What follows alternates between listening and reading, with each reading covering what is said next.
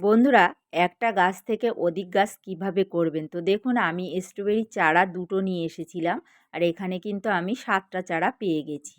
তো এইভাবে কিন্তু আমরা একটা গাছ থেকে অধিক গাছ করতে পারি বা অনেক ফুল গাছও করতে পারি। তো এদিকে দেখুন, আমার সবজি গাছগুলো কিন্তু খুব সুন্দর হয়ে যাচ্ছে গ্রোথ, আর পরস্পরস আমি বসিয়ে যাচ্ছি। তা আমি তানজিলা বেগম, আপনারা দেখছেন তানজি ক্রিয়েটিভ গার্ডেন।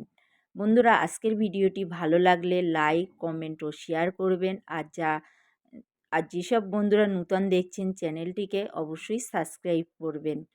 তো বন্ধুরা, আজকে আমি কিছু ফুল গাছ লাগাবো। তো দেখুন, এদিকে আমি কিছু ফুলের চারা নিয়ে এসেছিলাম। আনার পরে আমি কিন্তু কিছুদিন রেখে দিই।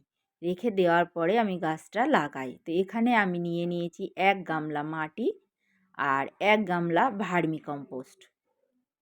আর ভার্মি কম্পোস্ট আমি নিই কেন ফুল গাছ বসানোর জন্য, এখানে আমার কোকোপিট প্রয়োজন হয় না, কারণ ভার্মি কম্পোস্টে কিন্তু কোকোপিট দেওয়া থাকে। আর সেই জন্য আমি কিন্তু কোকোপিট ব্যবহার করি না। আর আমি এখানে যে মাটিটা নিয়েছি বেলে দোআঁশ মাটি সম্পূর্ণ, তাই এখানে আমি কিন্তু বালি মেশাবো না, আমি শুধু মেশাবো ভার্মি কম্পোস্ট। তো আর এর সঙ্গে যে দুটো খাবার আমি নেব, তো একটা আমি ভার্মি কম্পোস্টের সঙ্গে নিয়ে নিয়েছি ফিরোডান, আর আমি দিয়ে দিচ্ছি দেখুন 1 মুঠো, মানে মুঠোরও বেশি, সুপার সিঙ্গেল ফসফেট। এই দুটো খাবার দিয়ে আমি ভালোভাবে মাটিটাকে মিশিয়ে নেব। তো বন্ধুরা, অবশ্যই মাটিটাকে কিন্তু ভালোভাবে মিশিয়ে নেবেন। আর এখনও যারা ফুল গাছ লাগাননি, বন্ধুরা অবশ্যই ফুল গাছ লাগিয়ে ফেলুন। আর এই যে আমরা ফুল গাছ লাগাবো, এই মাটির সঙ্গে যে ভার্মি কম্পোস্টটা নিয়েছি, এটা কিন্তু পরবর্তীতে আবার মাটিতে পরিণত হয়ে যাবে। তো 1 গামলার জায়গায় কিন্তু আমরা আবার 2 গামলা মাটি পেয়ে যাব। তো এইভাবে আমরা বাগান করলে কিন্তু মাটির অভাবটাও কিন্তু অনেকটাই পূরণ হয়ে যাবে। তো আমি এখানে দেখুন টব নিয়েছি, নেওয়ার পরে গ্রো ব্যাগটাকে কেটে নিয়ে আমি বসিয়ে দিচ্ছি। তো একটু দেখে নেবেন, যদি এঁটেল মাটি হয় কিছুটা মাটি সরিয়ে নেবেন। তো আমি দেখুন কিছুটা মাটি সরিয়ে নিয়েছি, নিয়ে এবারে গাছটাকে প্রতিস্থাপন করে দিয়েছি। তো এইভাবে আমরা কিন্তু গাছ করতে পারি। আর গাছ কিন্তু করলে আর বাগানটাও খুব সুন্দর হবে, আর আমরাও কিন্তু সবুজের সঙ্গে থাকতে পারবো। আর বন্ধুরা, এইভাবে গাছ লাগান, সবুজের সঙ্গে থাকুন, আর আপনাদেরও আশা করি ভালো লাগবে। আর এই ছাদ বাগানে আসলে তো মনটাই কিন্তু খুব সুন্দর লাগে, দারুণ। আর মনটাও ভরে যায় যখন ফুল বা ফল হারভেস্ট করি, ফুলগুলো দেখতেও খুব সুন্দর লাগে। সবজি হারভেস্ট করি, তখন কিন্তু মনের একটা আনন্দ কিন্তু একটা আলাদা হয়ে যায়। তো বন্ধুরা, অবশ্যই আপনারাও এইভাবে ফুল গাছ বাড়িতে করুন। তো এখনও যারা লাগাননি তারা লাগিয়ে ফেলুন। আর এবছরে ফুল গাছ করলে আপনারা আগামী সিজনে কিন্তু অনেক মাটি পেয়ে যাবেন, গরমে সবজি করতেও আপনাদের অসুবিধা হবে না। তো আমরা কিন্তু ভার্মি কম্পোস্ট, গোবর সার, লিফ কম্পোস্ট, কিচেন কম্পোস্ট, এইভাবে সবগুলো যখন মাটিতে মিশিয়ে আমরা গাছ করি, তারপরে সেই খাবারটি কিন্তু আবার মাটিতে পরিণত হয়ে যায়।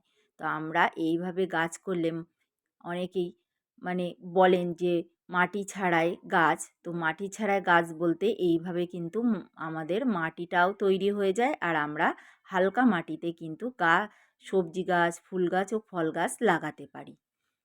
তো এই দেখুন বন্ধুরা, আবার একটা আমি কিন্তু কেটে নিচ্ছি। আর এই যে লম্বা টবগুলো, এই টবগুলোতে কিন্তু দুটো করে গাছ বসালে খুব সুন্দর হবে। আর আমি একটা টবে আমি দুটো করে গাছ লাগাচ্ছি, কালারটাও লাগাচ্ছি দুটো করে, আর দেখতেও কিন্তু খুব সুন্দর লাগবে। আর অবশ্যই আমি আপনাদেরকে দেখাবো পরবর্তীতে। আমার ছাদটা আর একটু অল্প কাজ আছে, কাজটা করার পরে আমি যে আমার গাছগুলো এলোমেলো হয়ে আছে আমি সবগুলো ঠিকঠাক করে সাজিয়েও নেব। তো দেখুন বন্ধুরা, এদিকে আবার একটা টবে আমি কিন্তু গাছ বসিয়ে দিয়েছি।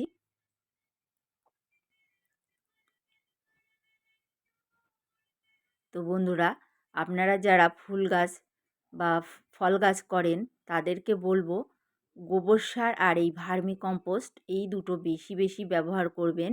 আর ভার্মি কম্পোস্ট ফুল গাছের জন্য কিন্তু খুবই ভালো। আর তার কারণ কেন আমি বলছি সেটা আমি আপনাদের সঙ্গে পরে শেয়ার করব। তো অনেকে বাজার থেকে মিক্স ফার্টিলাইজার কিনে নেন, তবে না কিনে এইভাবে কিন্তু আপনারা বাড়িতে আলাদা আলাদা কিনে আপনারা গাছে ব্যবহার করুন, আর গাছও কিন্তু খুব সুন্দর হবে। তারপরে দেখুন যে পানিতে দুটো খাবার আমি দিয়েছি রুডিং হরমোন আর সাপ দিয়ে আমি পানিটা গুলে নিয়েছি, নিয়ে আমি ভরপুর দিয়ে দিচ্ছি। আর এইভাবে দিলে কিন্তু গাছ একটাও মারা যাবে না, আর মাটিতে কিন্তু সেট হয়ে যাবে। তো বন্ধুরা, আজকের ভিডিওটি কেমন লাগলো অবশ্যই কমেন্ট করে জানাবেন। আর